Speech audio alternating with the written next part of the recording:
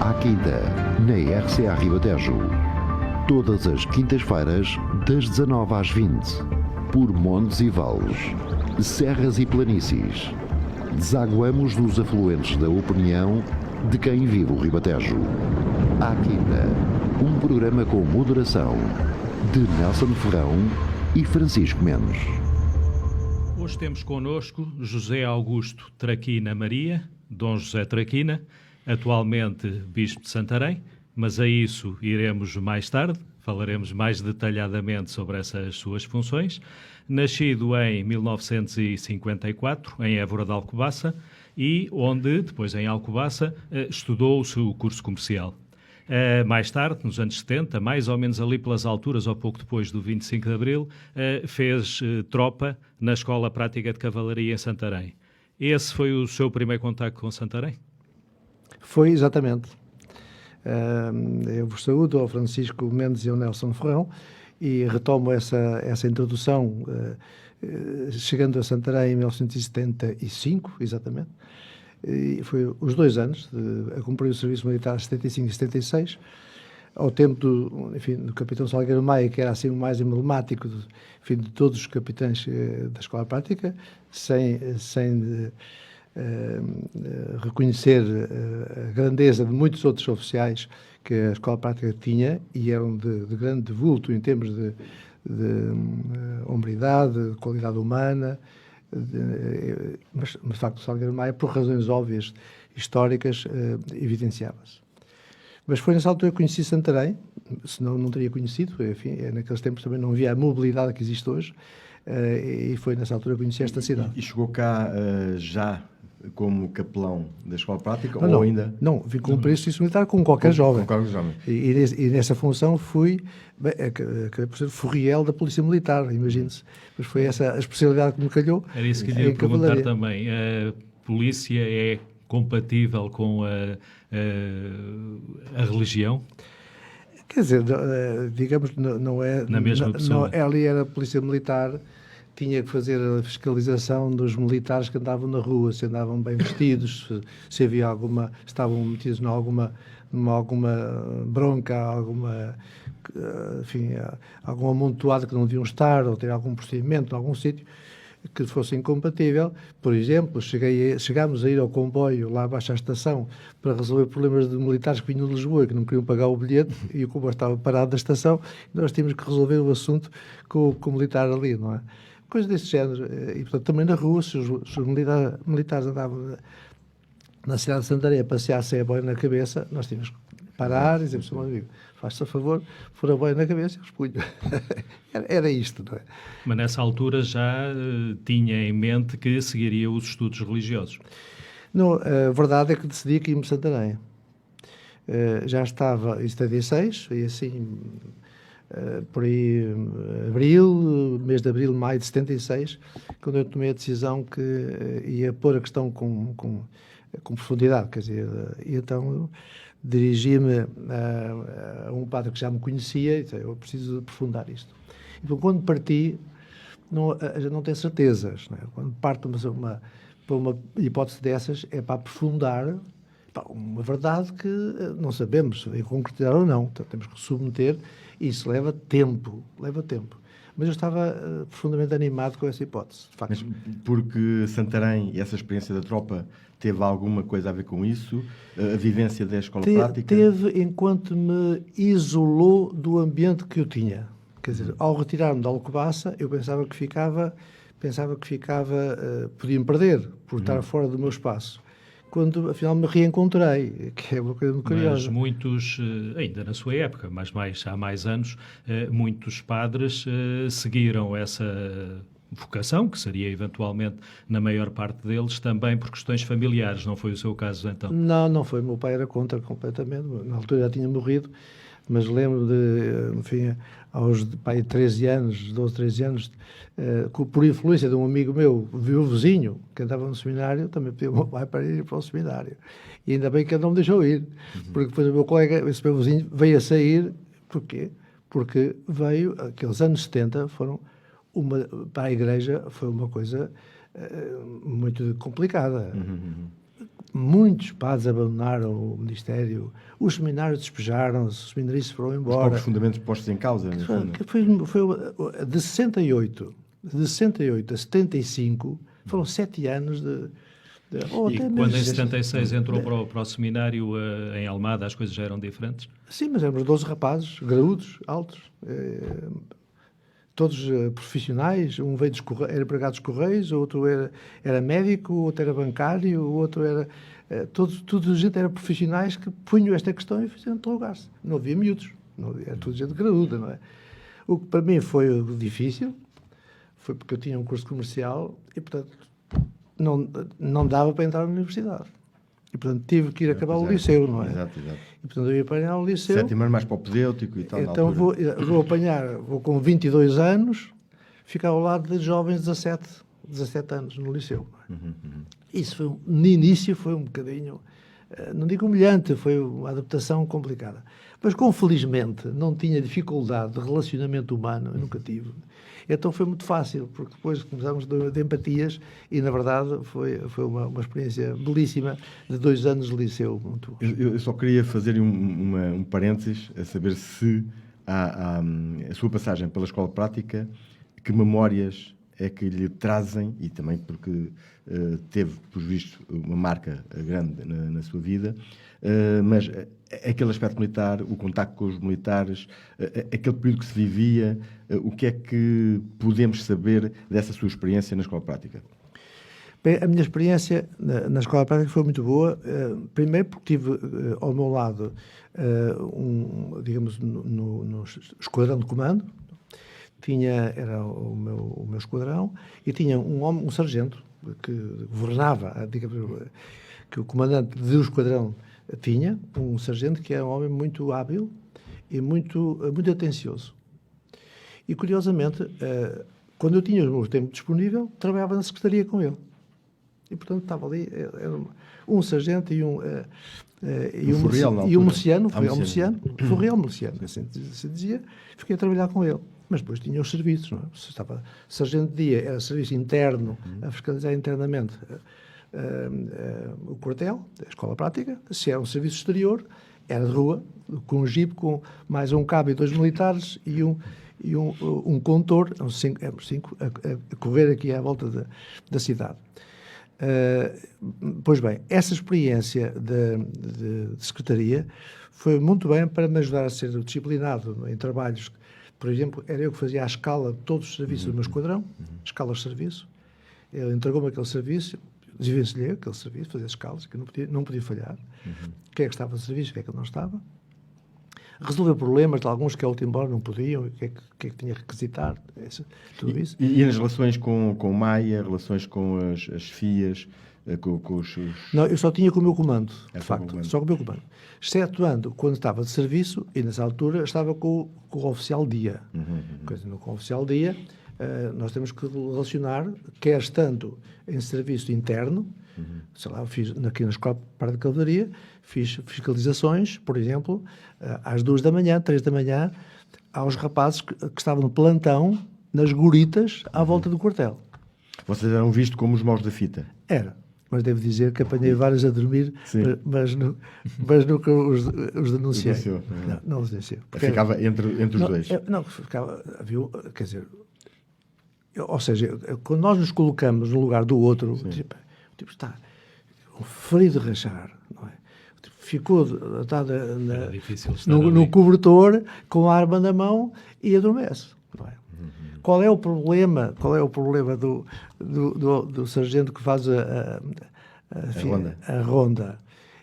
A primeira coisa quando chega é sacar-lhe a arma, porque ele tem a arma. O inimigo pode... Enfim, tem a arma, ele está a dormir... Pode se defender, digamos. Exatamente. Assim.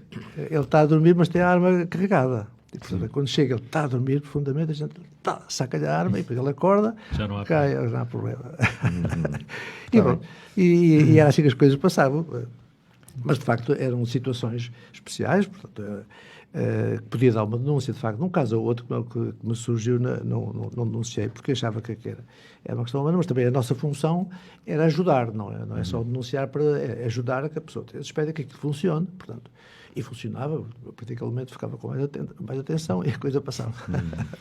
Mas bom, isto foi só um parênteses para perceber um pouco as suas atividades aqui na Escola Prática. Sim, a relação agora, entenda-se, isto é uma relação institucional. Agora, há uma apreciação, porque quando há uma formação, quando há uma grande reunião de formação para sargentos ou para milicianos, ou encontro com um oficial que vinha mais graduado, acima do comandante da unidade, que vinha para falar com oficiais e com sargentos, e que nós participávamos, o que é que eu me vou dando conta? Vou dando conta de uma coisa muito importante.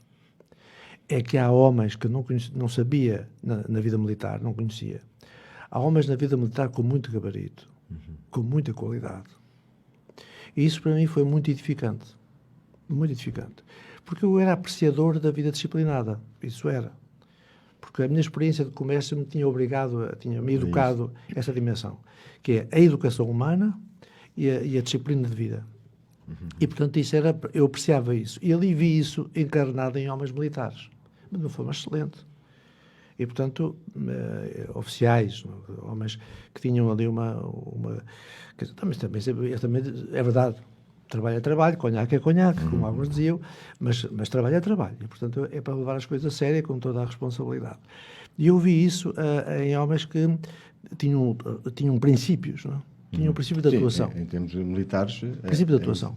Mas de uma forma marcante, porque aqueles princípios são princípios para a vida militar, mas depois na vida pessoal também é marcante, porque a pessoa acaba por ser também. Mesmo na sua vida eclesiástica, esses princípios foram também importantes?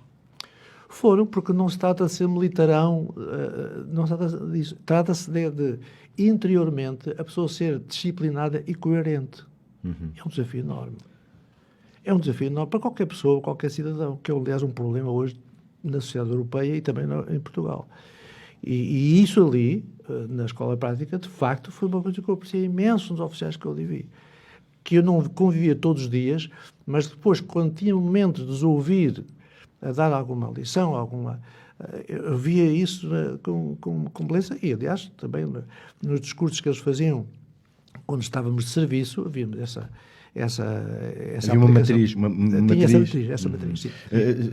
Dando agora um salto e retomando a conversa, apesar de tudo percebemos que é uma redefinição da vida pessoal muito tardia, tendencialmente muito tardia, depois do serviço militar, como já disse, com gente de profissão para começar a estudar no seminário, não é? E também numa situação em contramão, podemos dizer. Porque na altura, como disse, da Igreja estar a ser posta em causa... Sem dúvida, sem dúvida. Eu lembro perfeitamente que na minha terra, em Alcobaça, quando souberam que eu tinha decidido ir para o seminário, perguntaram se eu estava bem da cabeça. Pois, sim.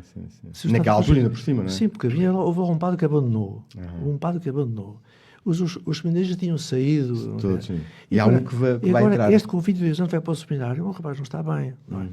E muitos pensam. Eu até um colega meu, um amigo meu, que me interrogou se estava bem, o que é que se passava comigo. Enfim, eu tive que dar naturalmente alguma palavra à minha família sobre o que é que se passava. Mas em síntese posso dizer, aos 19 anos, eu tenho um padre que me conhecia bem, no sentido do ponto de vista humano e do ponto de vista da minha fé, daquilo que era a minha frequência, porque eu falava com ele. Ele um dia lança-me uma pergunta, lança-me um desafio, melhor, que era eu aprofundar a minha vocação.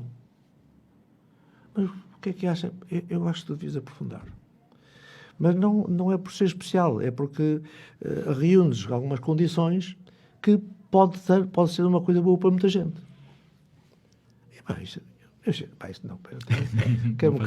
Eu não quero formar família, quero ser normal aí e tal. Pronto. Eu respeito sempre. E respeitou. E não insistiu. Mas fê-lo pensar. E não insistiu mais, que é curioso. Não é? E não insistiu mais. Respeitou-me, sempre respeitado. E não insistiu, não foi... Não. Mas teve influência.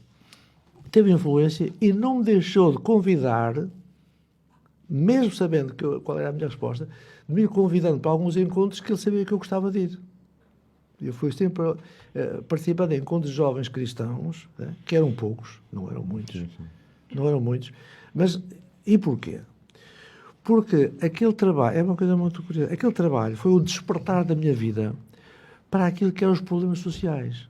Nem eu sabia que um dia via ser bispo e via calhar também na área social. Mas lembro perfeitamente, ainda antes do 25 de Abril, de reunir ali 12 jovens, 12 rapazes, um grupo de rapazes, e estávamos a interrogar sobre o que é que os jornais daquela semana tinham dito, e se achávamos que aquilo era justo, estava correto, se não estava. Se os políticos daquela altura estavam a proceder bem, ou estavam... E a puxar por nós para termos parecer. Dar opinião. Eu queria era brincar ou dançar. Agora ter uma opinião, ter parecer sobre a vida social com 18 anos.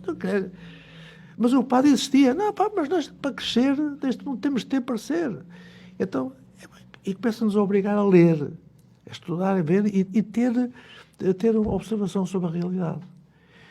E é nesta dimensão dos outros, dizendo que o mundo também depende de cada um de nós. Isto colocado aos 18 anos começa a despertar para a dimensão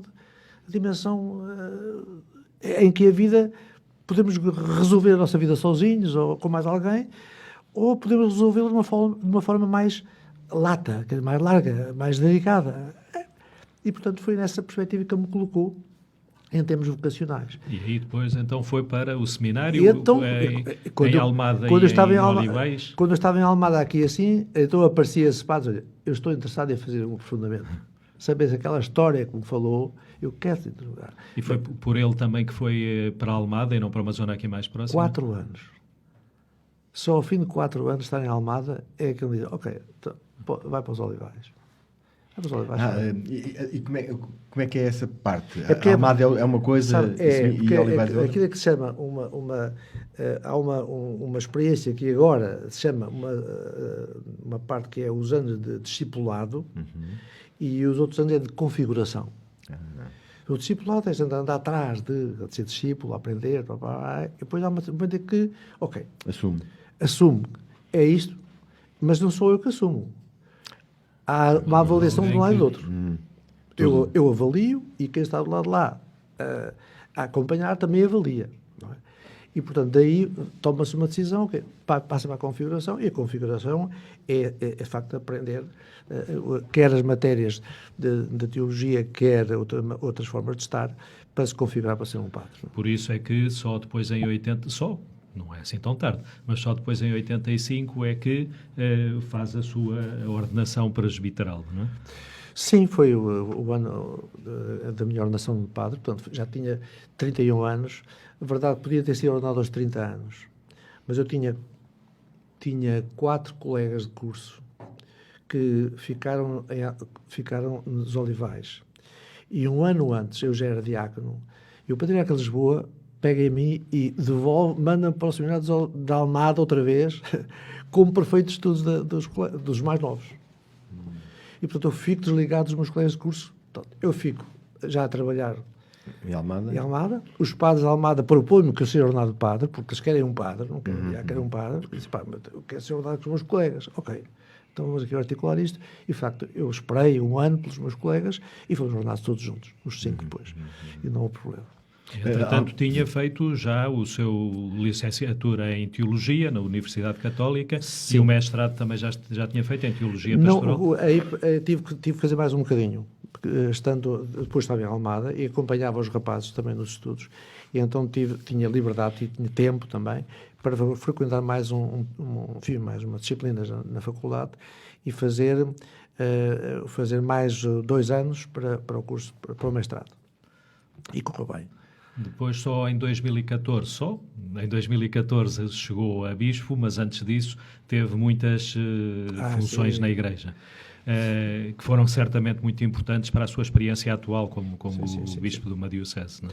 Sim, porque eu tive uma experiência, o que é estar numa zona rural, uma zona que foi o Oeste, por exemplo. Foi para o Bom Barral e à volta, de vários locais, o Conselho Bom Barral, o Conselho Cadaval e toda aquela zona Oeste, tudo bem, e depois estar na cidade de Lisboa, numa zona intensíssima do que é uma grande cidade, onde, enfim, com uma paróquia com 30 mil pessoas na altura, portanto, é uma coisa muito intensa e com poucas igrejas para responder. Tinha uma boa equipa de padres, não é? Mas tinha que dirigir aquilo. Portanto, são duas experiências muito, muito diferentes. À parte disso, outras experiências que mexem com o acompanhamento dos movimentos, não é? Quer na Diocese de Lisboa, nos serviços os serviços pastorais da Diocese, em que temos que ter uma ajuda, uma evolução, uma participação, ou seja, nos serviços dos cônegos, ou seja, na equipa que faz a animação dos padres do Conselho Presbiteral. Andei sempre por ali, destes organismos, a ajudar na Diocese. Mas, de facto, essas duas experiências no Oeste e na cidade permitiram saber o que é a paróquia urbana, o que é a igreja na cidade, ou o que é a igreja na província, mas na província no sentido mais, de facto, rural. Porque, aliás, como em Santarém, nós temos algumas cidades e vilas e depois temos paróquias que estão, de facto, mais afastadas e o desafio pastoral é diferente, não é? Requer dos padres uma ginástica, digamos assim, uma elasticidade para acompanhar essas realidades. Requer zelo, gosto para acompanhar as pessoas nessa situação. Sim. Mas nem todos os padres, nem próximo disso, chegam a bispo. Como é que um padre que já até foi padre relativamente tarde faz esse percurso? E como é que se proporciona, por toda a sua vivência, que seja ordenado bispo em 2014? Bem, na altura, bispo auxiliar de Lisboa. Eu digo com sinceridade, não era expectável. Para mim não era. Mas com certeza que o seu valor o levou a isso. Não consigo explicar. E vou explicar porquê. Porque a minha vida foi trabalhar. Não fiz outra coisa. Talvez por isso. Fui trabalhar logo aos 11 anos de idade, fui trabalhar para o comércio. Depois aos 14 anos é que fui estudar à noite, tive ali uns anos sem estudar. Sempre a trabalhar. Depois acabou o trabalho para cumprir o serviço militar. Acaba o serviço militar, fui então para o seminário. Aí o trabalho foi estudar. Com as dificuldades inerentes a quem teve que interromper estudos. Não é? E, portanto, tem que voltar atrás. Depois, na vida como padre, é sempre a trabalhar. Nunca fiz anos sabáticos, paragens, né? E também nunca fui estudar para o estrangeiro. Embora o cardeal Ribeiro me tenha falado nisso, mas não se concretizou.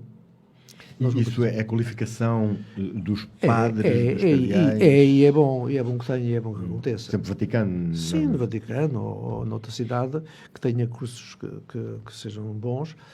É bom e que aconteça, e eu sou defensor de que essa possibilidade seja posta a alguns padres, pelo menos, não é? Também alguns padres não têm tanta apetência e para quem estudar é amassador estar ali porque depois de uma experiência pastoral a pessoa depois gosta de estar com as outras pessoas, depois voltar outra vez à escola tem a sua dureza, não é? Mas, na verdade, vistas as coisas, para uma missão do bispo dava jeito. Eu não tinha. E, portanto, quando me chamaram, quando o anúncio apostólico em Lisboa me chamou para dizer que o Papa me queria nomear como bispo, tive que, vamos lá conversar. Vamos lá conversar. Eu não tenho condições para ser bispo, não? Disse mesmo isso? Disse isso. Não tenho condições para ser bispo. Disse, não, para nós já estudamos tudo, já sabemos que você não é doutor, já sabemos que você não é professor na faculdade, já sabemos, mas você é um pastor. Pois é. É um pastor e o Papa quer bispos pastores. E, portanto, qual foi o Papa na altura? Já foi este. Foi logo a seguir. Julga que, pois, foi 2013 e depois o Papa e 2014 a sua ordenação como bispo. Pensa que se tivesse sido no papado anterior que não teria sido bispo? Possivelmente. Dadas essas condições? Possivelmente não. Sim, possivelmente não. É o estilo... Que de facto, o Papa Francisco, quando entrou, disse isso. Ele queria valorizar os pastores. Pastores. Só que eu não sabia que tal coisa podia acontecer, que era chamar um prior. Aliás, aconteceu comigo e aconteceu com outro. Aconteceu comigo, aconteceu com outro que morreu há pouco tempo em Lisboa, Daniel, que teve um percurso muito semelhante ao meu, curiosamente. Foi o prior de Torres Vedras, foi também prefeito em Almada, foi prior de Torres Vedras, é chamado para bispo Só que só teve 3 anos como bispo e teve um problema de saúde e morreu. Agora um bispo de Bragança, por exemplo, também era prior em Bragança e foi chamado para bispo. E eu também fui lá à ordenação dele, pensei, olha, quer dizer, mais um que... Isso tem a ver, ou pode ter a ver com a vossa escola?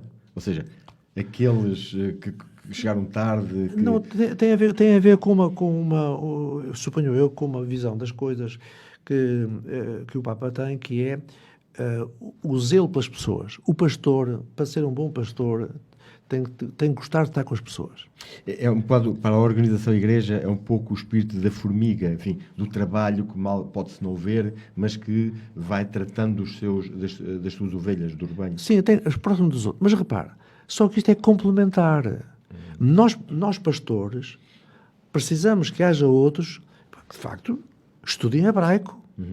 Porque eu, ao hebraico, ao grego, ao latim, tive introduções, eu também estudei. Se for preciso a gente pegar numa destas línguas, a gente volta através dos dicionários e está aqui a traduzir isto. Mas para estudar a Bíblia assim a sério, para publicar alguma coisa, tem que saber, não é? Saber a fundo. Sim. Nós precisamos que quem tenha isto. Portanto, eu não quero menosprezar um académico que compete fazer isto. Isto e outras matérias. É só tentar perceber como é que foi, sim. ou como é que é essa... Portanto, na igreja tem que haver de todos. Mas também era bom, mesmo como pastor, há cursos, eu fiz o que pude em Lisboa, porque não havia mais, na Universidade Católica não havia mais como mestrado em pastoral. Mas não havia, em pastoral não havia mais nada em Lisboa. Em Portugal, não havia mais. Mas havia, eu lembro perfeitamente, havia em Paris, por exemplo, havia em Roma, ainda me lembro de ter pensado no Canadá, Montreal. Havia também um curso pastoral muito interessante. E ainda andei assim a sonhar, um dia a questão era por aqui. Mas não aconteceu. Paciência. Mas não me sentia inferior por isso, era simplesmente uma questão de estar mais habilitado. Mas, nesse caso, só para os nossos ouvintes poderem perceber,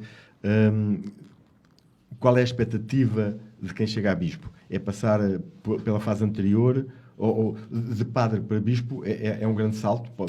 É um salto, é um salto de responsabilidade. Sim, é um salto de responsabilidade. E eu diria, quando o Papa nomeou para bispo auxiliar de Lisboa, eu disse, bem, oxalá que eu esteja aqui até o fim, como bispo auxiliar de Lisboa. Porquê? Porque o bispo auxiliar é o melhor que pode acontecer a um bispo. Auxilia. Não é o primeiro. Não é o primeiro, portanto não leva à tareia. Se há um problema, o bispo residencial, chamado o bispo diocesano, que responda. O bispo, e portanto naquele caso era o patriarca. Eu tinha 3 auxiliares. E portanto cada um respondia por uma zona. Também era bispo de Lugura, mas isso não era... Sim, isso é um título de dioceses que já foram extintas na prática pastoral, já não existem, mas o nome permanece. E, portanto, neste alinhamento, como auxiliar de Lisboa, eu estaria bem até ao fim. E, portanto, pode ser que fique por aqui, estou bem, aqui para o auxiliar chega, digamos assim. Mas depois veio Santarém. Mas antes de chegarmos a Santarém, como o seu lema episcopal, portanto, creio que escolhido por si, certamente, é alegrai-vos sempre no Senhor.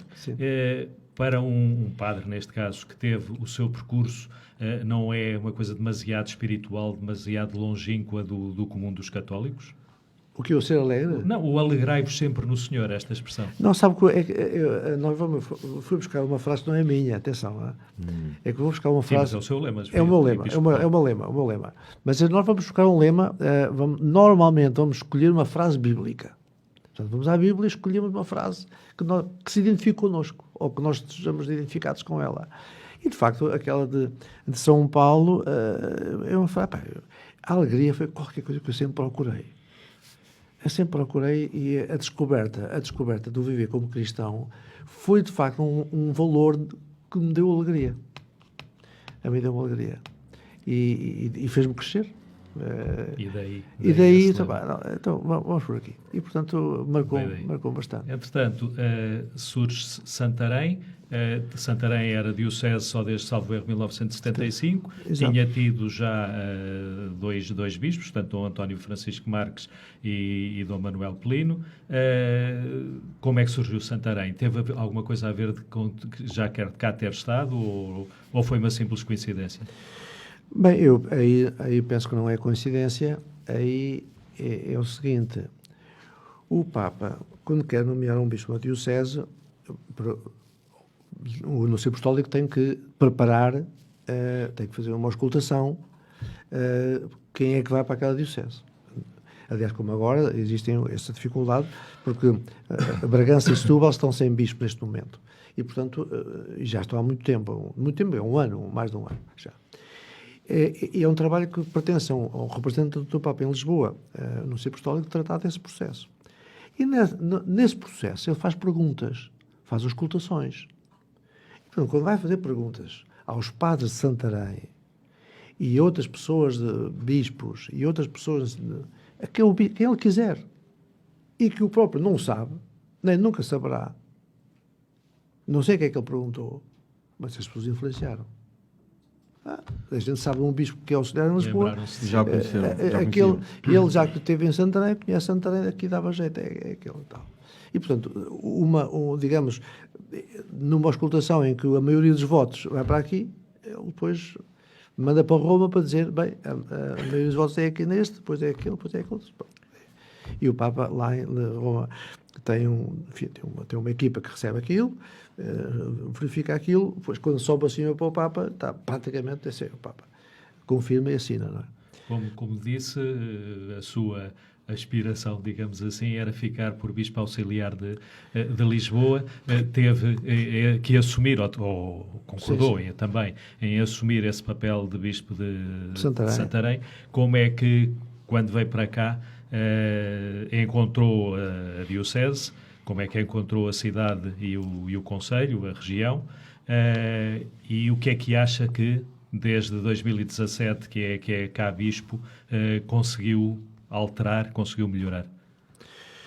Bem, eu penso que o balanço disto tudo é sempre mais tarde, não é? O balanço do ministério de um bispo Sim, estamos a falar menos de 5 anos. À distância, não é? Só depois é que um dia alguém fará a avaliação da minha presença. Mas eu não sou, digamos, tenho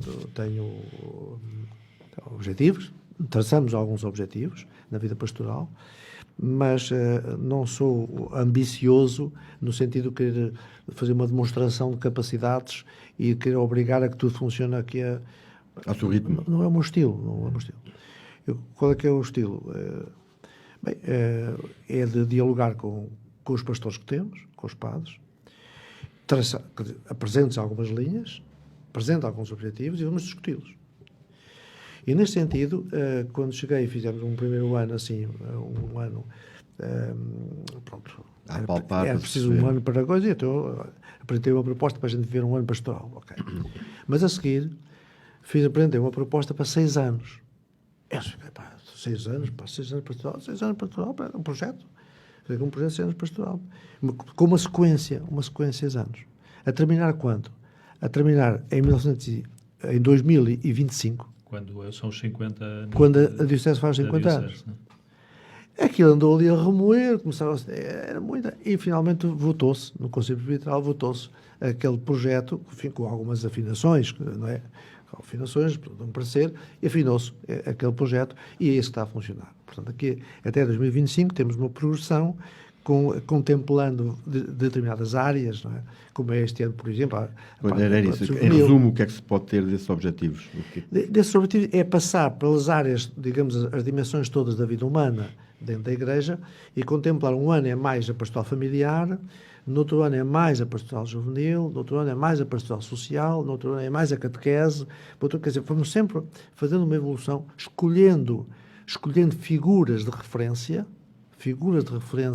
para cada um dos anos, uma ou duas pessoas de referência, escolhendo palavras inspiradoras para cada um dos anos, e escolhendo também objetivos, no sentido de este ano é para evangelizar desta maneira, deste ano... E este ano 23 estamos a começar, em fevereiro, e vai ser... O nosso ano pastoral é como na escola.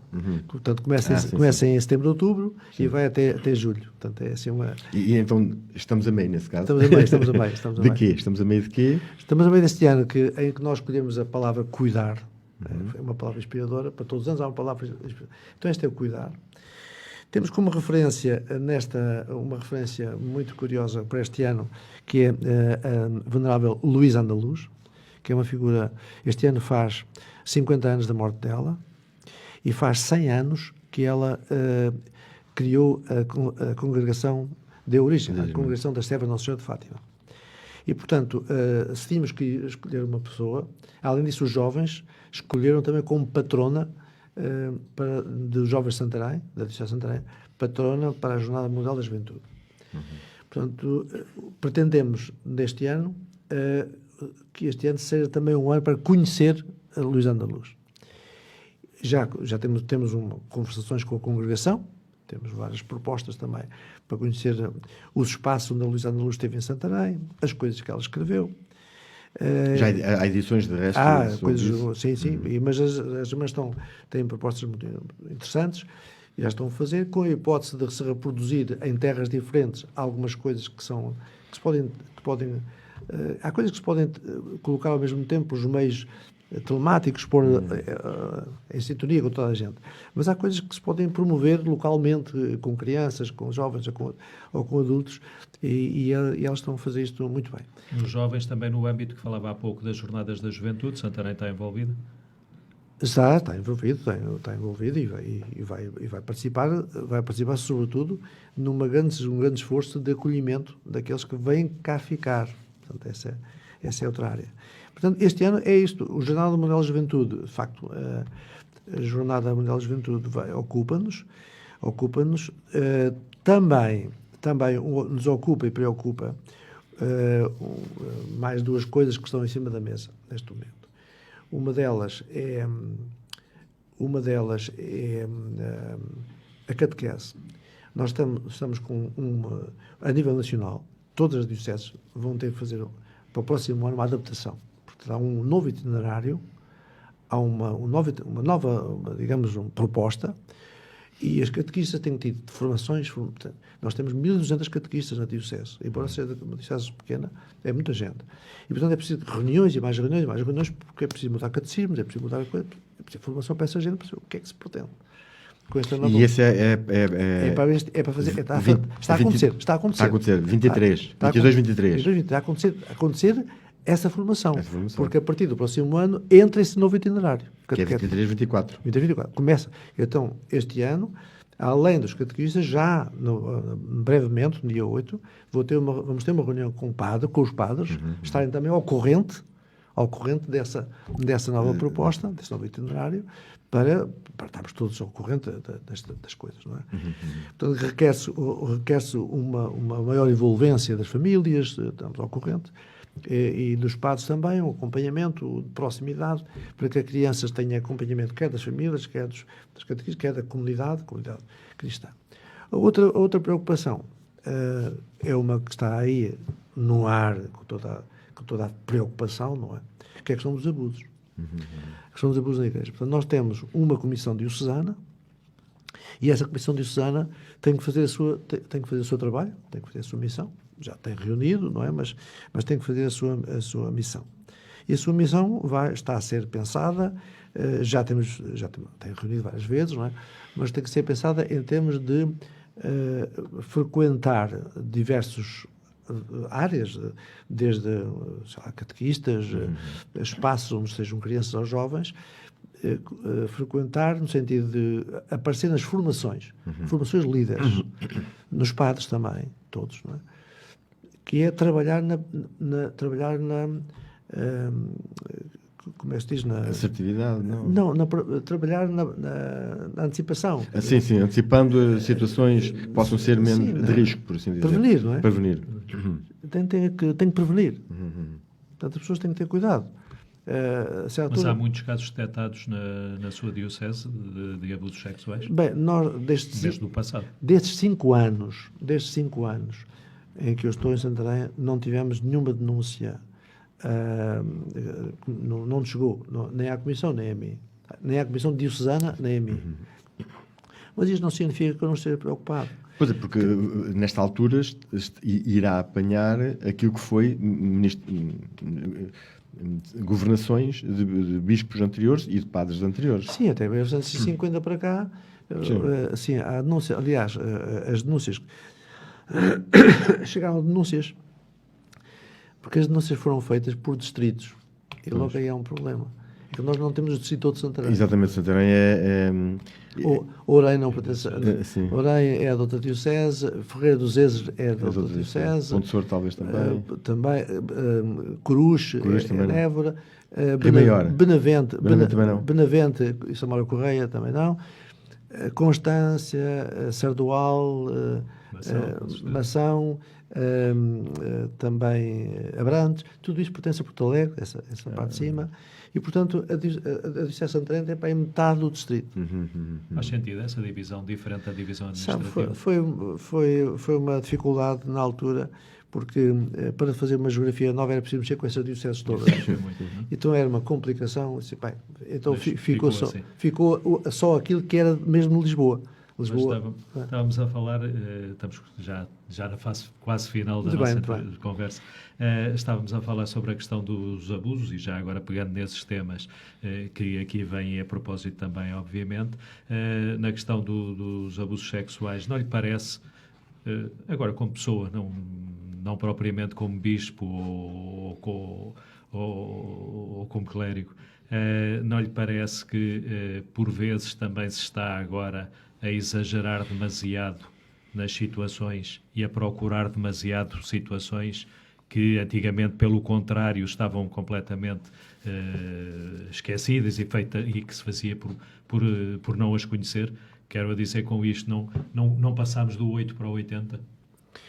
Sim, podemos correr alguns riscos de, a certa altura, nós corremos sempre alguns riscos quando queremos analisar o passado com os critérios de hoje, em tudo. É perigoso, aliás. É perigoso. Mas, no que diz respeito a esta matéria, não há volta a dar. Quer dizer, um abuso grave numa criança é um abuso grave, é uma coisa impossível, inaceitável, em qualquer circunstância, seja por quem for. E para mim é impensável num padre. Impensável.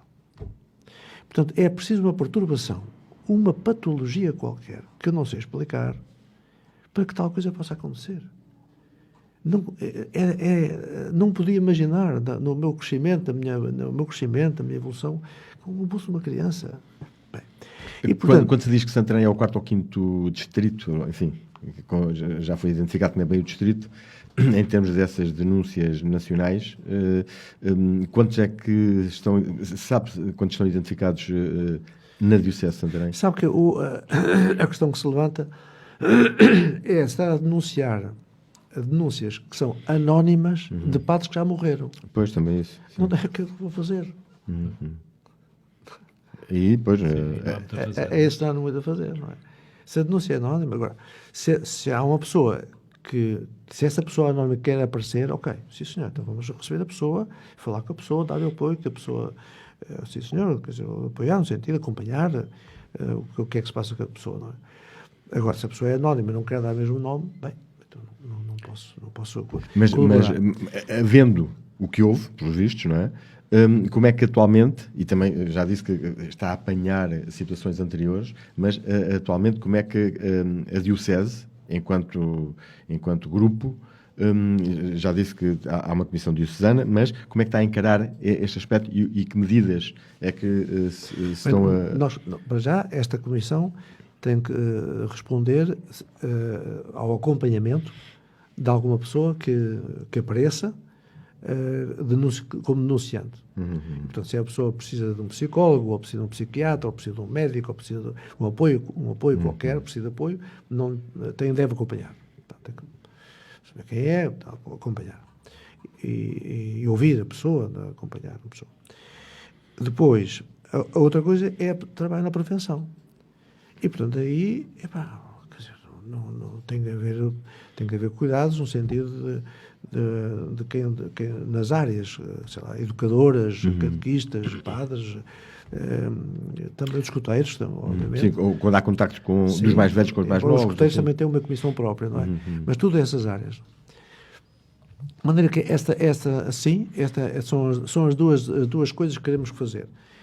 À partida, que é acompanhar o que temos que acompanhar e, obviamente, trabalhar na prevenção para que haja... Na questão dos motivos, se é que, como referiu, se é que pode haver algum motivo plausível para uma situação destas, e não querendo justificar a questão, mas não na parte da pedofilia, mas de outros abusos sexuais, não lhe parece que a imposição do celibato leva também a algumas dessas situações? De facto, de modo nenhum. Digamos que é uma solução que não é solução. Um não assunto. Não. Sabe porquê? Porque a maioria em Portugal, mesmo, a maioria dos abusos vem dentro da família, de homens que não são celibatários. Portanto, não é o celibato que é o problema da questão. Não tem a ver. Tem a ver com outro problema qualquer, mas essa não é com certeza. E repara, no Jornal Público do passado domingo veio uma informação que é para mim muito preocupante. E nós estamos na Igreja, a Igreja não é um bloco fechado, está na sociedade. Estamos na sociedade.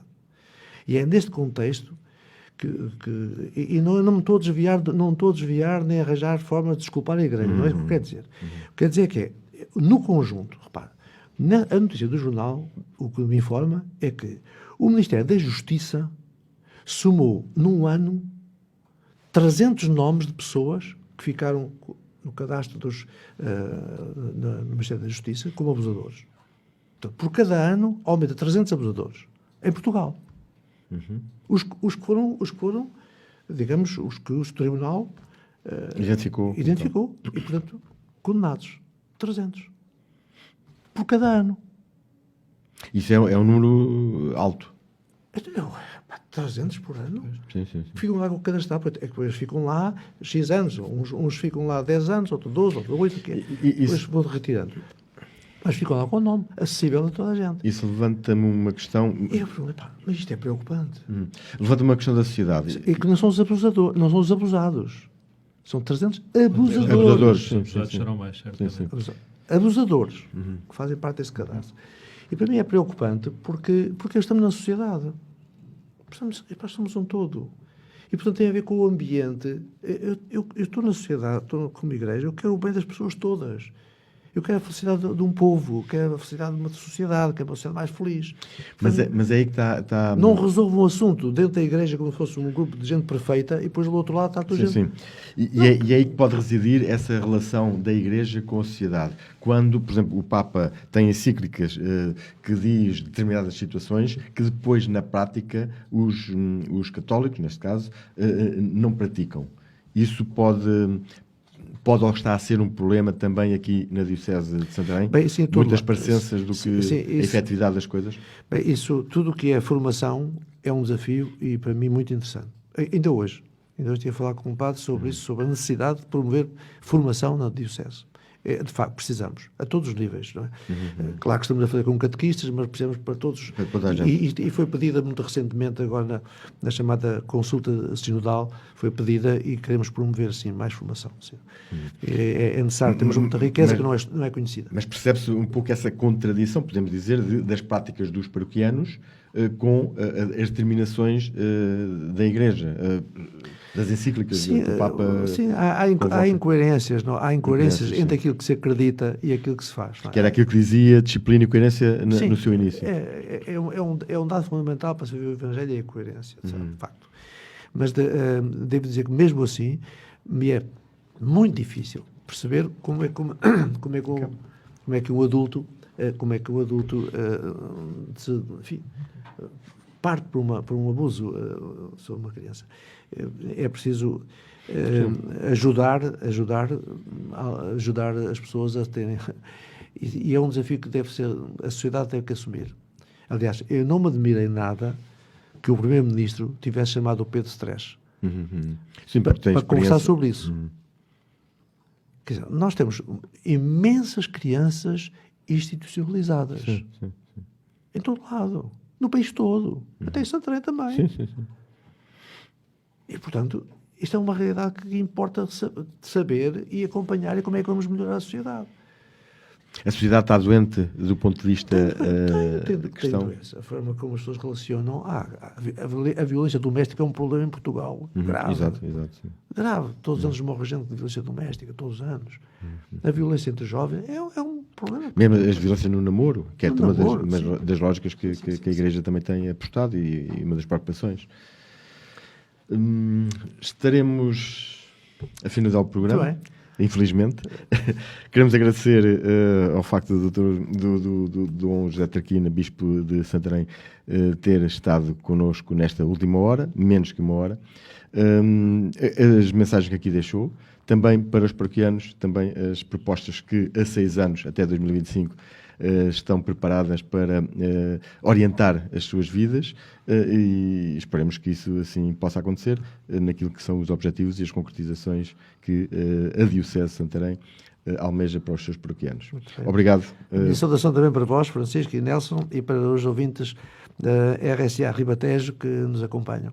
Que tenham uma progressão de vida boa e feliz e uma boa Páscoa também. Vamos tentando. E para a Páscoa também, já agora. Muito obrigado. Obrigado da nossa parte. Voltamos na próxima quinta-feira. Daqui até lá, uma boa semana. À Quinta, na RCA Ribatejo.